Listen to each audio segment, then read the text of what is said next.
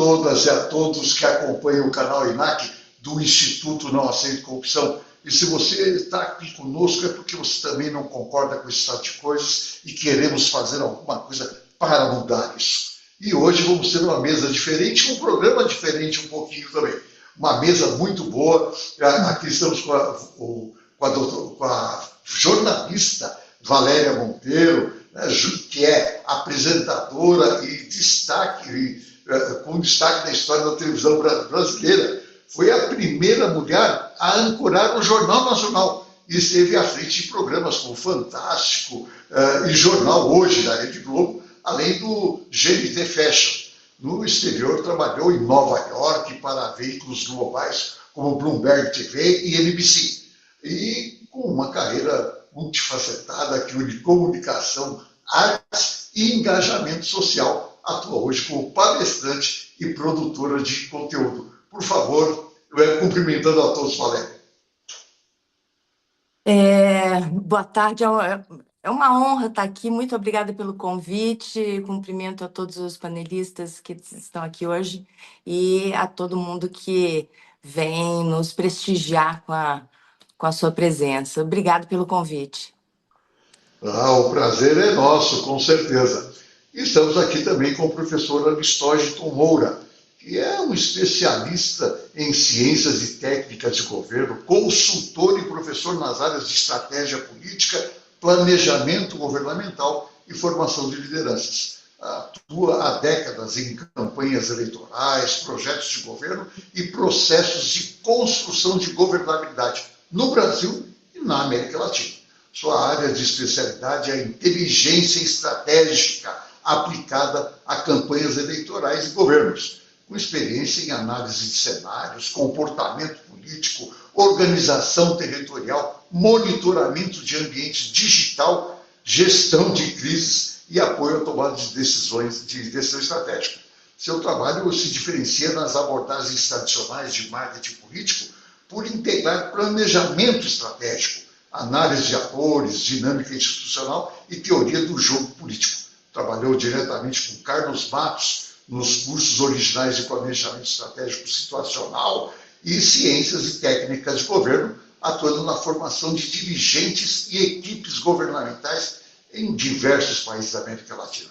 Atualmente desenvolve estudos sobre democracia, governabilidade, tecnopolítica e os impactos das plataformas digitais sobre os processos políticos contemporâneos, temas bem adequados ao debate de hoje. Doutor Aristógito, cumprimentando a todos. Boa tarde a todos e todas. Um prazer estar com vocês. Eu pensei que isso era uma mini-bio, mas parece que saiu uma biografia bem completa. Tomou metade do programa. Muito obrigado pelo convite. É um prazer estar com vocês. Que bom.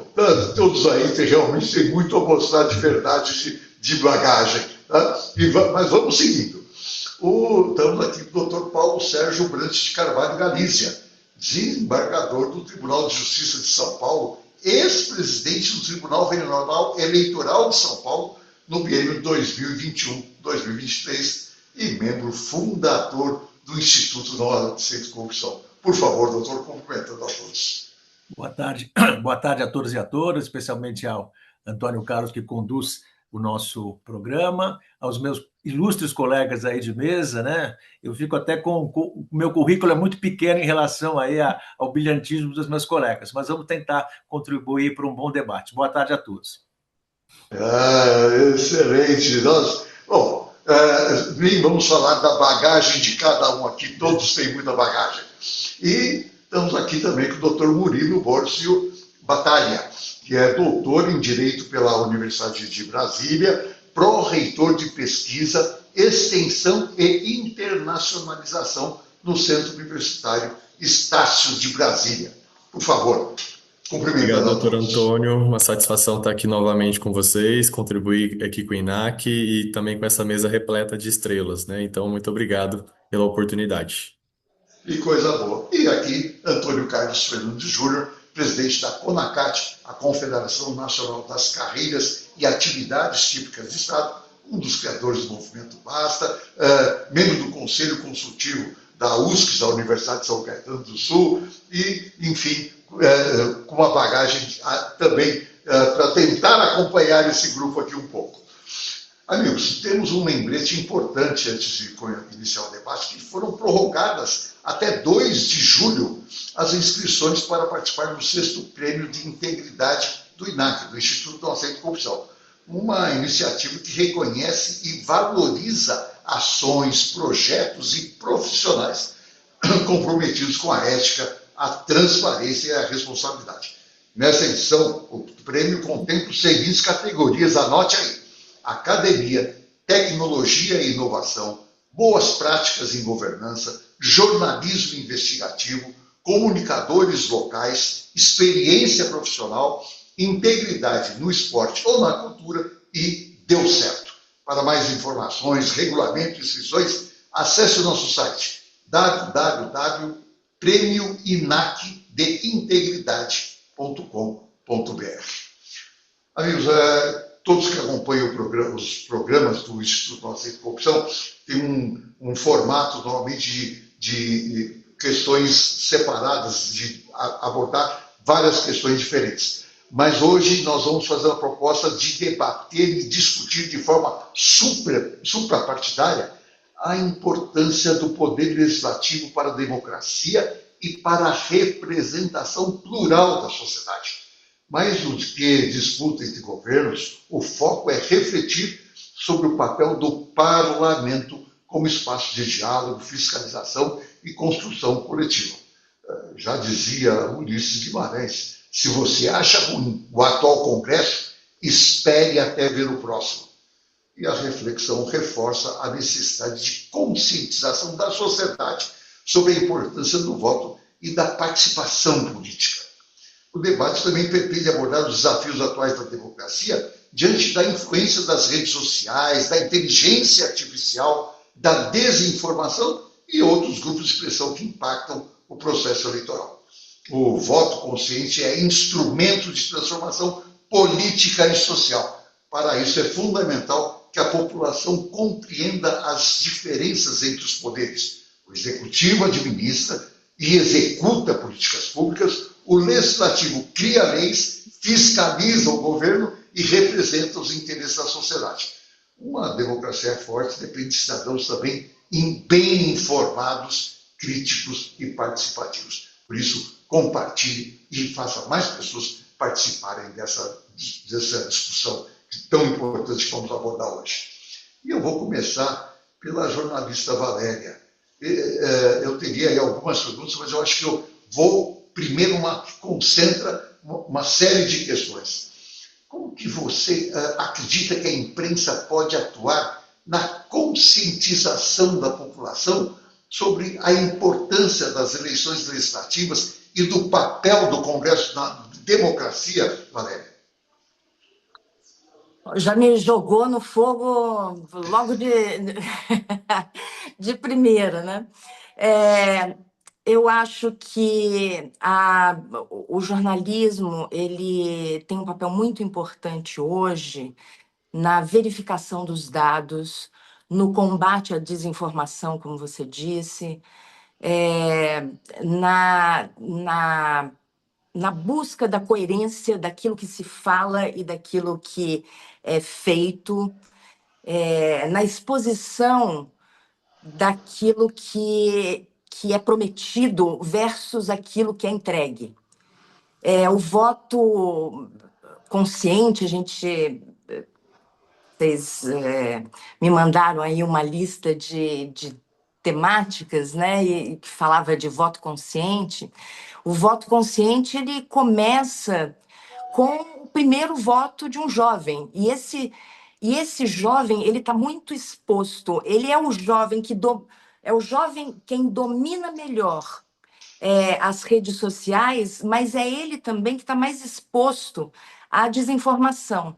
Então, eu sinto que o papel da imprensa é essencial na medida em que ela pode fazer com que esse jovem compreenda o que está em jogo e como ele pode estar sendo manipulado, além de incentivar de alguma forma com que esse jovem assuma, abrace o papel de eleitor desde a primeira possibilidade dele votar. Porque o jovem que vota aos 16 anos, ainda uma coisa que não é obrigatória, né? Ele já vai se preparando para essa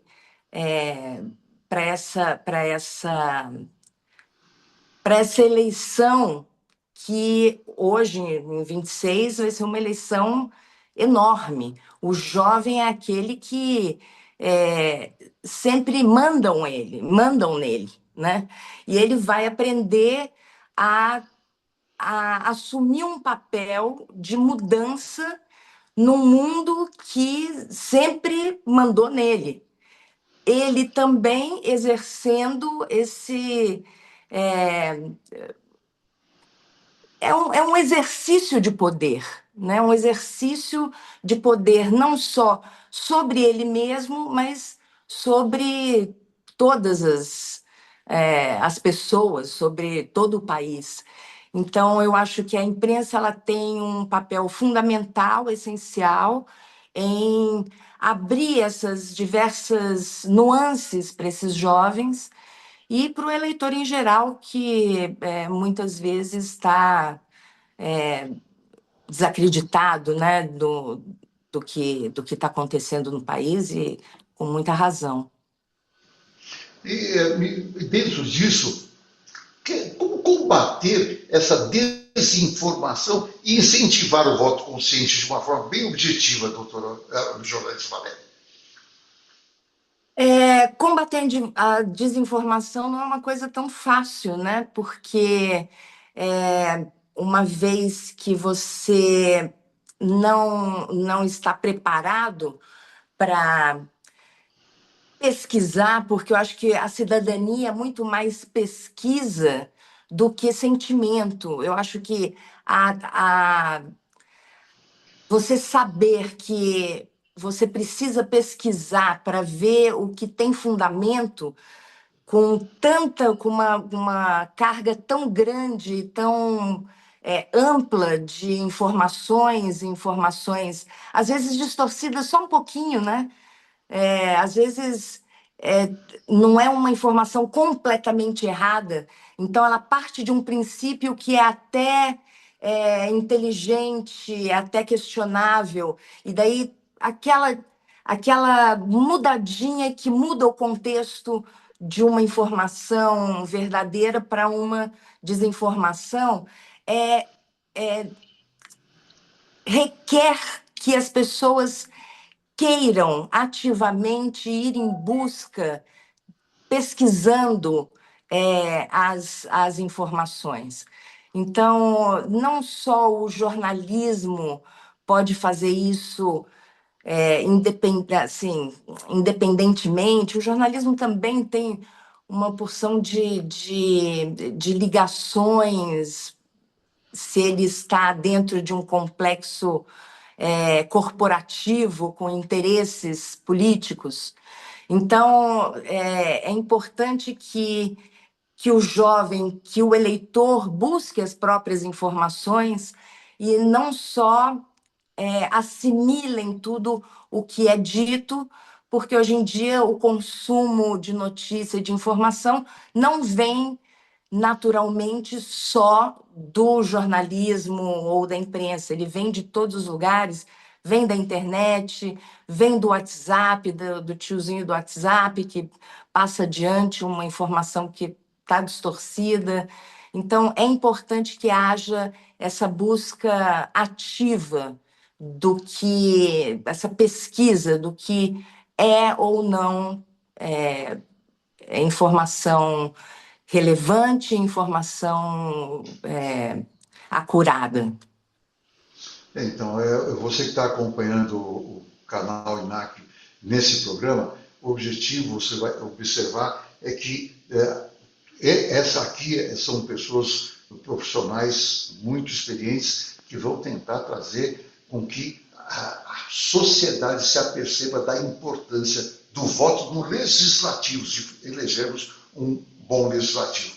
E um dos critérios para isso tudo, vai ter muita influência nisso tudo, vai ser a inteligência artificial. E aqui eu tenho que provocar o professor Aristóteles Moura, porque, que é um especialista na área, para que, e depois nós vamos, sintam-se todos os participantes à vontade para interferir e entrar e debater qualquer tema que esteja sendo abordado. Como que as redes sociais, professor Aristóteles, e a inteligência artificial influenciam hoje o comportamento do eleitor e qual será o impacto dessas ferramentas nas próximas eleições? Boa tarde, Antônio. Prazer em vê-lo e os colegas. Bom, nós estamos entrando, e não essa de 2026, mas há alguns anos nós temos visto o impacto que as Big Techs e a inteligência artificial e as redes sociais provocam no eleitorado. Isso não é no Brasil, é um fenômeno mundial. Isso tem provocado fenômenos como, por exemplo, a separação da Inglaterra do euro, as campanhas americanas, as campanhas na Espanha.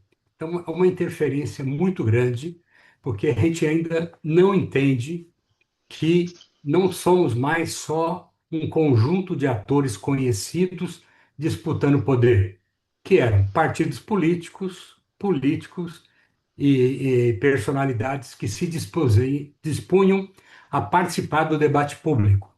Então, era claro, era um jogo mais conhecido, embora sempre teve o peso do dinheiro nas eleições. Quem tinha mais acesso à TV, quem tinha mais acesso ao orçamento. Então, isso já descompensava o jogo. Mas agora nós estamos enfrentando um tipo de jogador que, para a maioria das pessoas, é invisível. Por exemplo, o Facebook, da, no caso da eleição europeia ou americana, onde a Analytics, esqueci o nome, mas eu vou me lembrar no texto, eles Cambridge pegaram Analytics. como? Cambridge Cambridge Analytics. Analytics, me falha o nome. Cambridge Analytics pegou 80 milhões de perfis do Facebook e, usando tecnologia, analisou o que essas pessoas gostavam, o que elas acreditavam e como você conseguiria mudar o voto deles. Isso foi alguns anos atrás e a situação é bem pior agora. As Big Techs são jogadores. Então, a gente não pode pensar que é só um partido ou um candidato disputando votos. No Brasil, nós temos uma peculiaridade: o voto é obrigatório, que deveria dar uma vantagem numérica para os partidos. Mas hoje, como a própria Valéria disse, as opiniões estão sendo formadas nas redes sociais. Antigamente, como nós nos informavamos? Pela imprensa, pela televisão, pelo rádio. Hoje, todo mundo é informado ao mesmo tempo e essa informação tem um viés. Essa informação não é uma informação pura.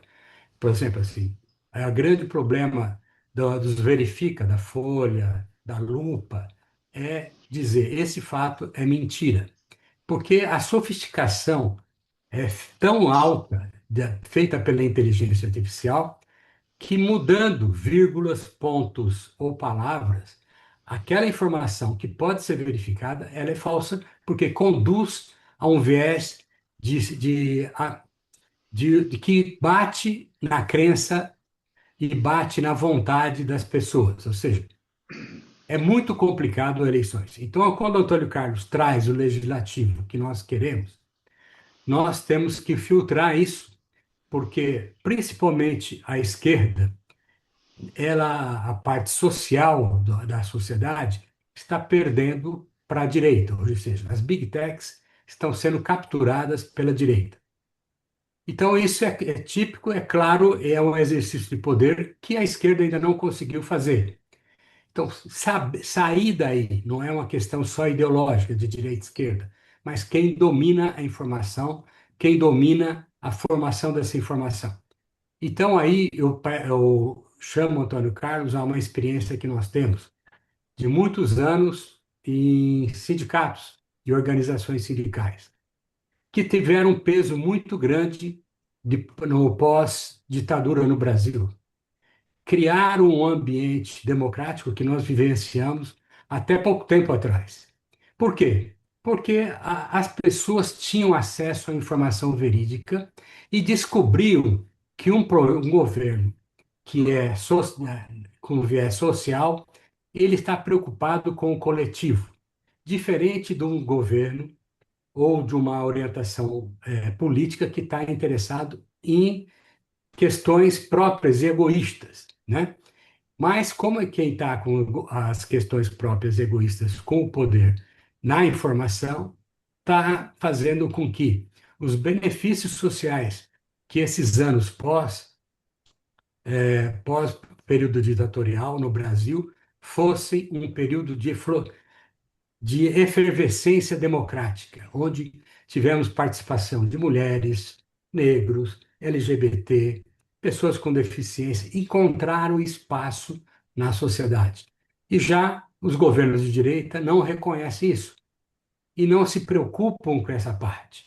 Então, por isso, Antônio, eu acho que grande parte do nosso trabalho tem que convencer os instrumentos sociais legítimos, partidos, sindicatos, organizações sociais, que entrem nesse jogo, porque não pode ser só um jogo da imprensa com a sociedade. Tem que ser um jogo que a sociedade se mobilize de novo como se mobilizou. Para quê? Para garantir os direitos da maioria, para garantir as liberdades que nós conseguimos e tudo que nós avançamos. Então, a minha observação, Antônio, é nesse ponto. Resgatemos aquilo que nos fez sucesso pós-período ditatorial no Brasil. E aí, então, cabe uma complementação, professor Listógio. A polarização que nós estamos assistindo prejudica essa construção democrática? Bom, a polarização é o efeito de um poder, de alguém, de uma parte ideológica da sociedade que considerava o social como importante, com uma parte pequena da sociedade que domina os meios de comunicação, internet e inteligência artificial. Se você fizer um levantamento estatístico no Brasil, a direita não é nem 5% do eleitorado brasileiro. Mas a comunicação é dominada meio a meio. Nós estamos vendo hoje uma discussão que parte das pessoas que se beneficiaram de leis e programas de governo e de ascensão social, hoje votam na direita, que é uma direita pequena, mas uma direita muito poderosa na comunicação. Então, ou seja, essa polarização não é uma polarização real, é uma polarização artificial que mostra o poder dessas novas tecnologias na política. Temos aí muita coisa pela frente quando falam a jornalista Valéria, vocês já colocaram essa questão das influências, né? Nós temos que lembrar um dado, estima-se em cerca de 40% os votos comprados literalmente com recursos, né? E fora isso, fora a influência da inteligência artificial, da imprensa, nós temos ainda os currais eleitorais que são mantidos pelos, sabemos aí, até crime organizado, uma série de coisas assim que controlam diversos setores. E aí, diante disso, eu vou ao doutor Paulo Galizia, né, que, diante desse quadro, qual é o papel da justiça eleitoral na proteção da democracia, doutor Paulo? Bom, Antônio Carlos, a justiça eleitoral ela não pode se confundir com o resultado das eleições, né? A justiça eleitoral existe para organizar as eleições, uma das suas funções, julgar os excessos, é a segunda função mais importante para mim, é a jurisdicional. Administrativa, para mim, está acima, porque a organização das eleições, o acesso ao eleitor é mais importante ainda. E se ela conseguir garantir um jogo equilibrado, com lisura, ela está contribuindo para a democracia. Mas eu acho que um dos papéis essenciais da justiça eleitoral é o papel educacional. Como disse a Valéria no início do programa, nós, quando eu fui presidente do TRE aqui de São Paulo, fizemos várias campanhas buscando o interesse do jovem eleitor. Conseguimos, na época, 500 mil alistamentos dos eleitores entre 16 e 18 anos, porque, à medida que esse jovem eleitor se aproxima do sistema eleitoral, porque, de qualquer forma, ele é uma vítima também. Uma vítima não, ele é alcançado pelo poder público. Então, ele precisa ter consciência. Da mesma forma que ele tem consciência de dar a sua opinião nas redes, são alguns até influencers, né, vamos dizer assim, eles têm que trazer isso para o lado oficial, que é usando o voto, botando em candidatos do legislativo que sejam do seu interesse. Eu acho muito importante a composição do legislativo para uma democracia. Às vezes, quando se dá eleições presidenciais, se fala muito dos candidatos à presidência, mas se esquece, é muito comum que o brasileiro, ainda que seja um brasileiro politicamente informado, não se recorde, 6 meses depois, qual foi o candidato no qual ele votou para o legislativo. Então, acho que um foco é esse também. Para o fortalecimento da democracia, a justiça eleitoral tem que andar unida com as instituições, porque as instituições têm sido atacadas também pela desinformação. A ciência, a universidade, o jornalismo tradicional, a OAB. Então, a união das instituições fortalece ou impede o avanço da desinformação. Sempre um pouco atrasado, porque desfazer uma desinformação hoje em dia não é muito fácil, dada a tecnologia imposta hoje pela inteligência artificial. Mas a função principal da justiça eleitoral, vamos falar assim de uma forma bem simples, é manter um jogo com regras claras para possibilitar que o eleitor tenha acesso ao voto e aquele candidato que foi eleito, ele foi eleito cumprindo as regras. E aquele candidato que não cumprir as regras seja alijado do certame, justamente porque em prol de uma democracia. Para você que está acompanhando, vejam que nós estamos fazendo um foco muito grande no legislativo, né? Principalmente num momento como esse, né, Dr. Balquim, e todos que nos acompanham, em que o poder legislativo está tão forte. Temos que lembrar que hoje as emendas parlamentares, elas são superiores ao orçamento de 20 estados brasileiros. Isso é uma coisa a ser... Mas, por favor, mesmo os que já se pronunciaram, jornalista Valéria, professor Aristóteles, depois eu vou provocá-los muito fortemente e a todos com mais uma mensagem para quem está nos assistindo. Mas vamos lá. Eu quero perguntar ainda mais uma coisa, doutor Paulo. A população compreende as diferenças entre o executivo e o legislativo? Olha, existe uma confusão muito grande, né? Nós temos um sistema legislativo bicameral, muita gente não entende qual que é a função do Senado em relação à Câmara dos Deputados, e, sobretudo, a importância do Senado, eu acho que está em segundo plano, porque o Senado tem um poder muito grande, um poder de aceitar ou não aceitar uma indicação de um ministro do Supremo. É possível que o impeachment de um eventual presidente da República obrigatoriamente passe pelo Senado. E nós temos eu acho que é uma incongruência no nosso sistema eleitoral, que eu procuro observar com uma certa frequência, mas que passa um pouco desapercebido, que é a figura do senador suplente, que é aquele senador que é eleito sem voto. E nós temos uma grande porcentagem do nosso Senado composto por esses senadores. Determinado senador é eleito com voto popular, assume um determinado ministério e depois nós somos surpreendidos com o seu suplente que não tem nenhum lastro democrático. Ele está ali para atender interesses, né? E eu acho que precisaria de uma revisão legislativa séria para levar em consideração essa figura. E então eu acho que nós que somos especialistas temos, às vezes, dificuldade de entender como funciona o legislativo, que muito mais o cidadão comum, que na verdade, e por isso nós temos eleito pessoas que não estão aptas a exercer. Nada contra a pessoa, mas nós temos aí alguém que chegou ao Senado porque foi o astronauta e vai exercer uma função muito importante que ele é incapaz de exercer, ainda que seja uma pessoa boa, honesta, precisa ter aptidão. Isso está faltando para o eleitor brasileiro. Eu acho que essa compreensão faz parte da educação que nós temos que transmitir. Então, o que se estima é que a luta pelas cadeiras do Senado vão ser disputadas a tiro, né? Porque Sim. Vai ser uma disputa feroz pelo Senado, com certeza.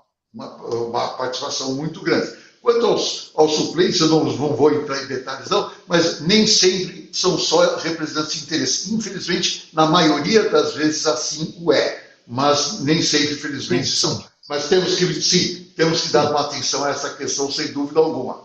E aí, não tem como não procurar provocar o doutor Murilo, como que a gente amplia a educação política e cidadã no Brasil para esses enfrentamentos que estão sendo abordados aqui?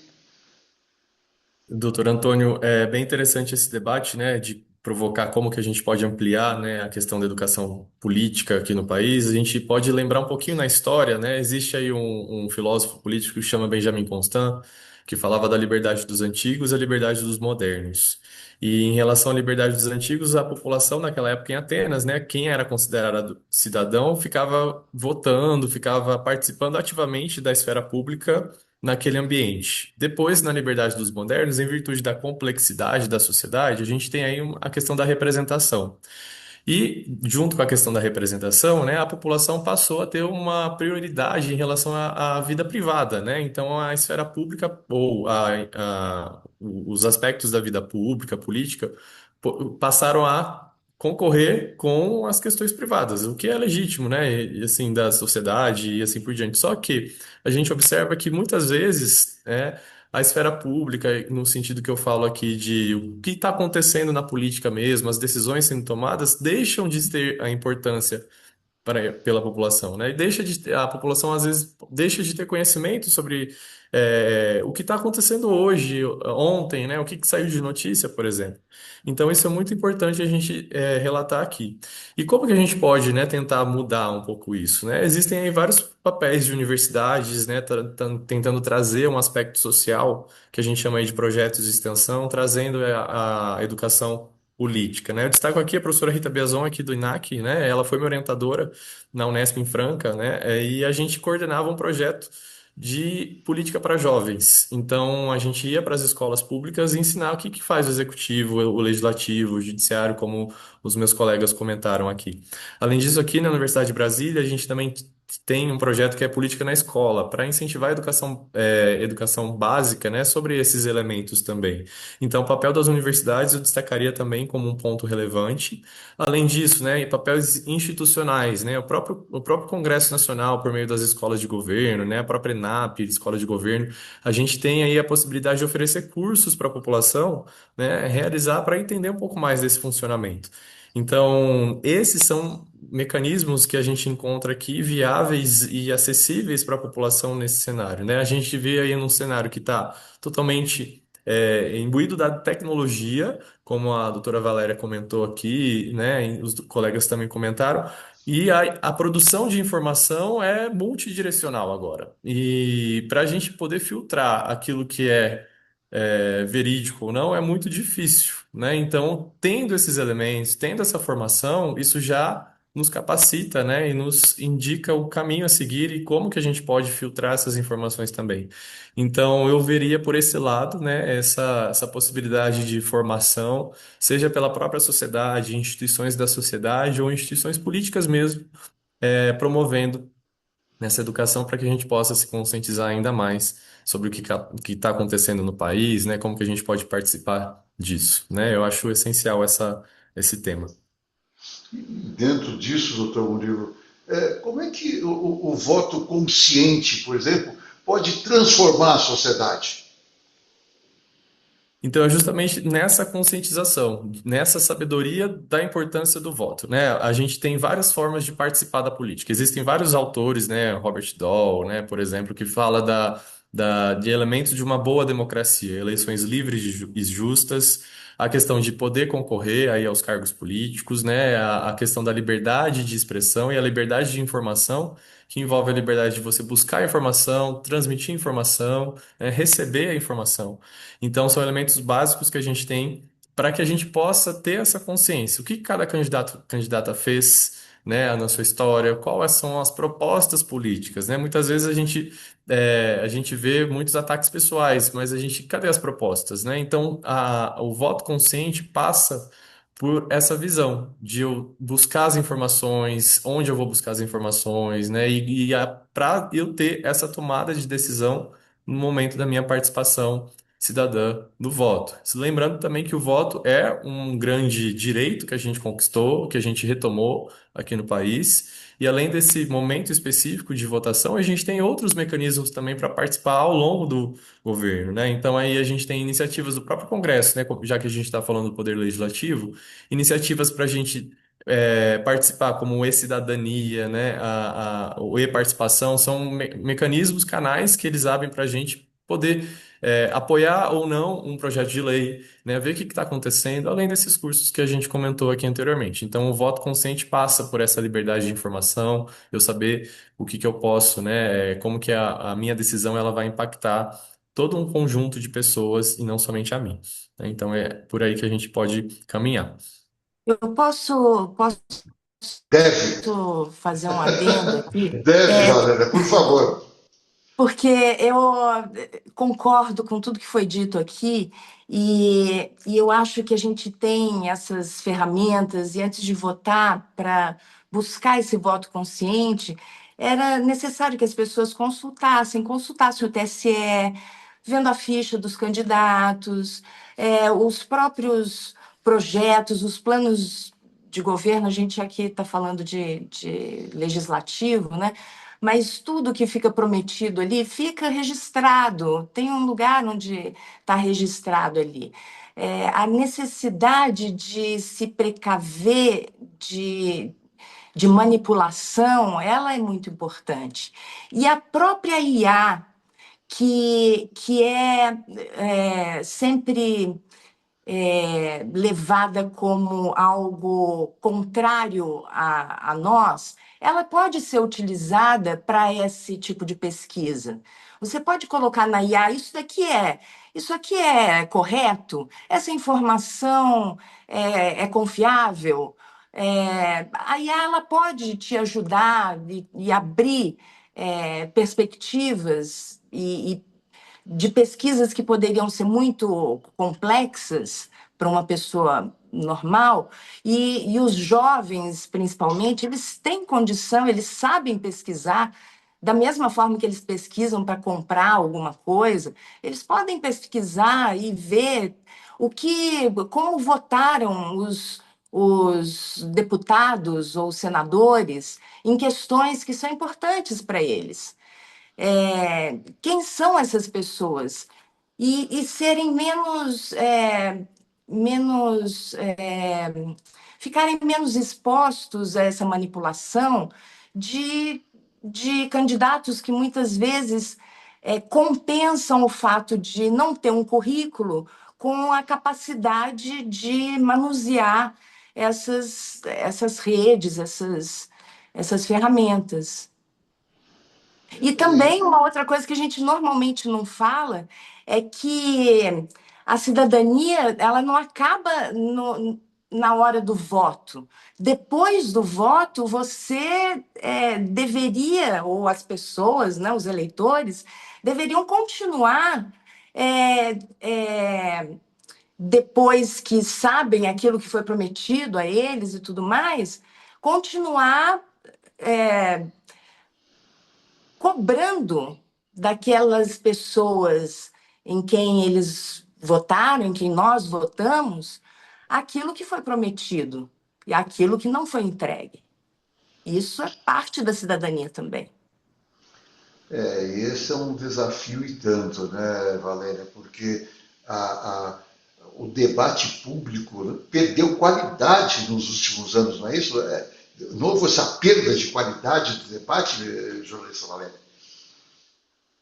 É porque a gente precisa, eu acho que a gente perdeu aprofundamento. Eu acho que há uma vontade muito grande de engajamento e uma vontade muito pequena de aprofundamento. Então, as pessoas que querem se engajar em debates, elas não necessariamente foram ler coisa nenhuma, foram se inteirar de qualquer tipo de informação que ela recebeu no WhatsApp. Então, eu acho que a gente bater nessa tecla de buscar, de não ser como se diz, o idiota útil, né? Que ouve as coisas e repete e favorece a desinformação, a enganação. Acho que é muito importante que as pessoas entendam que o deputado federal ele não vai construir hospital. É muito importante que as pessoas entendam o que cabe dentro de cada posição. Então, você vota para um deputado, para o senador, você deveria saber quais são o que o deputado senador deve fazer, deve fiscalizar, ele propõe leis, ele vota leis, mas ele não vai construir hospitais, assim como o governador não vai mudar a lei. E assim como o presidente tem que praticar políticas públicas, mas a segurança de determinado estado, de determinada cidade, é do governo estadual. Então, se as pessoas não souberem distinguir uma posição da outra, elas já entram naquela enganação mesmo, porque na hora de prometer, todo mundo promete tudo, e aquilo que está sendo prometido deve ser analisado se a pessoa que está prometendo uma coisa que não cabe na posição que ela está pleiteando, se aquilo é porque a pessoa não está preparada para aquele cargo ou se ela está querendo te enrolar. Nós estamos aí diante de você que está nos acompanhando. A provocação é de fato, e aqui é o que eu vou pedir para cada um dos membros dessa mesa, desse debate, fazer uma abordagem, uma mensagem a quem está nos assistindo. Qual é a mensagem que cada um dos senhores e da senhora deixa para quem está nos assistindo, para motivá-lo inclusive, motivar outras pessoas a fazer o voto consciente, a ter a consciência da importância do voto, a arma que ele tem de fato, que é o voto. Qual seria a mensagem, por favor, que cada um deixaria? Eu vou começar pelo doutor Murilo. Doutor Murilo, qual é a mensagem que o senhor dá para quem está nos assistindo, para que nós façamos essa conscientização? Doutor Antônio, eu dou a mensagem de que vamos nos informar, né? Eu acho que informação é essencial na nossa realidade atual, mas informar-nos em locais que têm essa credibilidade, né? Que já tem uma credibilidade em relação à correspondência com a realidade, né? Então, essa é a mensagem que eu deixo aqui, né? Vamos nos informar. Entendi. Eu quero que você que está nos assistindo faça com que outras pessoas se informem também, compartilhe isso. E eu vou provocar agora o doutor Paulo. Doutor Paulo, nós precisamos fazer uma mensagem a quem está nos assistindo. Qual é a mensagem, com a sua experiência, que o senhor deixa para esse público todo, doutor Paulo? Dá o seu microfone, por favor. Eu ia pegar o gancho do Murilo, porque eu acho que a informação é fundamental. Uma informação na imprensa tradicional, em locais que realmente não tenham outros interesses políticos. E para o eleitor em si, tendo em vista as questões que acontecem hoje via WhatsApp, eu proponho que o eleitor também no WhatsApp aplique o VAR. Verifique antes de reenviar. verifique se aquela mensagem é verídica antes de você passar para alguma outra pessoa. Isso já vai estar fazendo um grande trabalho para a nossa democracia. Nossa, e hoje quando nós simplesmente não podemos simplesmente acreditar em nada do que nos chega, né? Porque, e aí não tem jeito de eu não pular aqui para o professor Aristóteles, que é um especialista em inteligência artificial. Professor Aristóteles, por favor, como que a gente faz para que a mensagem chegue verídica, de uma forma verossímil, né? De uma forma que a pessoa possa, inclusive, ter confiança que é uma mensagem real? Tem um desafio tanto. Antônio, eu tenho um pensamento que é muita responsabilidade de você levar para o eleitor médio a capacidade de diferenciar o que é mentira, o que é verdade, porque, na realidade, as mensagens que você recebe batem numa coisa que você já acredita. Ou seja, as mentiras que para nós são mentiras na internet, as pessoas que estão recebendo, e dos seus grupos familiares, políticos e de futebol, eles acreditam naquilo porque pensam igual. Eu vejo aqui um papel muito importante das instituições. Eu quero lembrar você que nós fizemos em 2017 no Basta. Juntamos as instituições e tentamos fortalecê-las para o momento político. Porque se nós não tivermos instituições fortes para serem os juízes dessa partida, fica a informação muito... E é um peso muito grande para o eleitor médio. Você não pode dizer que ele está votando errado se é aquilo que ele acredita. Se as instituições não forem fortes o suficiente para criarem as regras, aplicarem as regras nesse jogo, aí eu me lembro, no Basta nós tivemos um sucesso, quase 70 entidades vieram planejar como enfrentar as eleições. Então era um jogo muito pesado e as instituições tiveram que se fortalecer. Então eu acho que o caminho é assim, nós temos que informar a sociedade. Nós temos que informar o eleitor médio, temos que informar o primeiro voto, mas nós temos que ter instituições fortes. E não por acaso que o Dr. Paulo falou, as instituições são o foco dos ataques. Por quê? Se quebrar instituições, o jogo fica jogo de várzea. Não fica mais, não vale mais juiz, não vale mais VAR, não vale mais nada. Então, fortalecer as instituições, eu acho que é o grande desafio que se coloca nessa discussão. E no Basta, né, bem lembrado pelo professor Aristóteles, nós, quando fala em 70 entidades, gente, era de todo espectro social. Estavam lá as confederações do setor privado, dos trabalhadores do setor privado, estavam lá até setor empresarial, estava toda a estrutura de Estado representada, toda ela.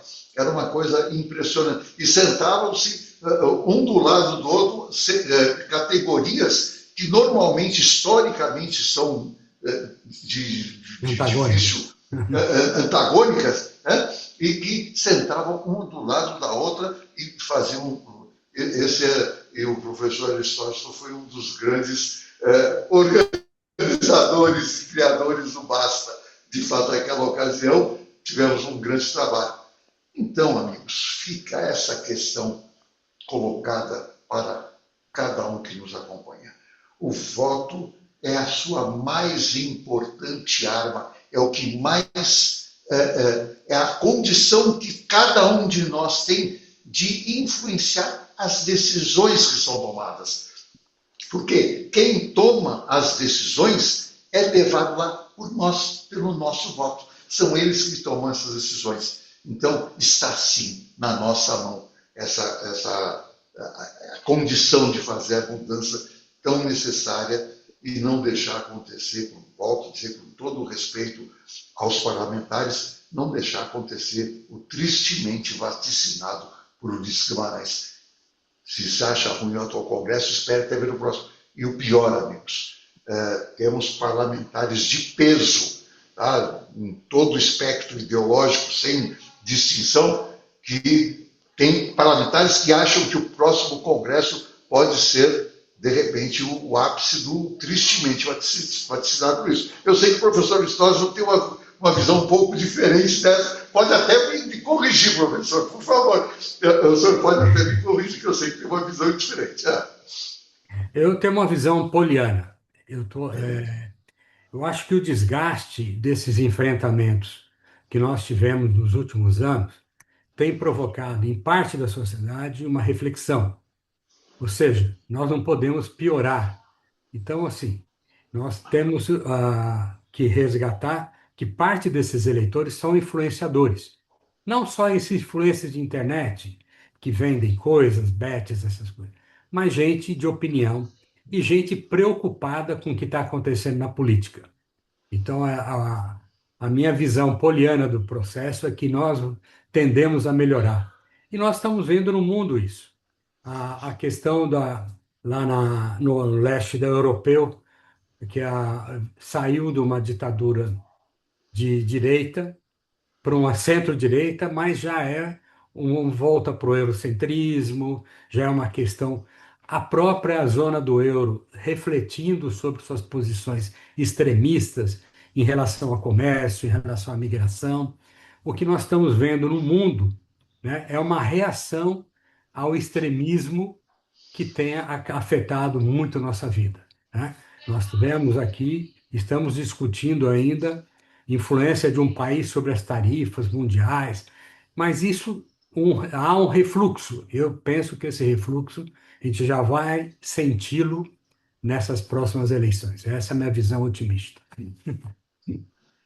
E aí, então, diante de uma mensagem um pouco mais otimista, mais do que eu costumo ter de visão, eu vou para a jornalista Valéria, que falou de sua Suda, né, de ser um realista esperançoso. Qual é a sua visão disso tudo? Deixa a sua visão também e a sua mensagem para todos que nos assistem, jornalista Valéria. O voto consciente, eu adorei o VAR do Paulo. Deu um novo significado para a sigla, né? Verificar antes de repassar. VAR, muito bom. Eu acho que o voto consciente é aquele voto que sabe o que o cargo pode entregar. É o voto que não termina no voto, mas segue na fiscalização consciente. Eu acho que a gente deve pensar nisso também. É o tipo do exercício que a gente tem pouco no Brasil, que é cobrar daquelas pessoas em quem a gente votou posicionamentos, ligar, mandar e-mail, mandar mensagem, fazer abaixo-assinado, mandar para o seu representante aquilo que você não está gostando que ele fez. A gente viu nos Estados Unidos, depois da eleição, a segunda eleição do Donald Trump, e como os congressistas, até democratas, e também os congressistas republicanos do partido do presidente foram cobrados das comunidades que os elegeram. Quer dizer, isso não, o presidente nos disse que não ia ter guerra. Então, vocês que estão fazendo para evitar que a guerra se apresente? Porque nos Estados Unidos, uma guerra só pode acontecer se votada pelo Congresso. Isso nunca aconteceu e várias guerras estão sendo forjadas à canetada. Então, eu acho que a gente deve, cada vez mais, exercer esse tipo de cidadania, da cobrança e da fiscalização daqueles que a gente elege, e entender muito bem o que o cargo pode entregar. Porque senão, aí a gente descamba para aquele negócio político nenhum presta, não adianta nada. E o que nutre o autoritarismo é exatamente a descrença. Pois é, então você que está nos acompanhando, perceba o quanto você acrescentou agora na formação da sua opinião sobre tudo isso que nós estamos falando, que é a importância das eleições, focada agora no poder legislativo, tá? Nos legislativos do Brasil. E a minha mensagem assim é, se você conhece alguém que vende o voto, tenta mostrar para essa pessoa a bobagem que ela está fazendo na vida dela, o quanto isso custa caro para ela, para a família dela, para a comunidade onde ela vive e para todo o Brasil.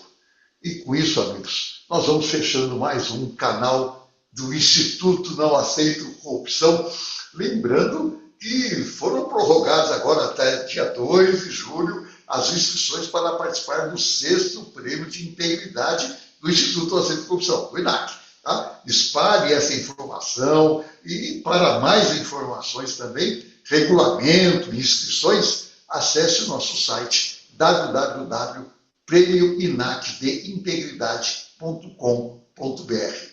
Muito obrigado, jornalista Valéria, doutor Paulo, doutor Murilo, professor Aristóteles e todos vocês que acompanham o canal INAC. Muito obrigado.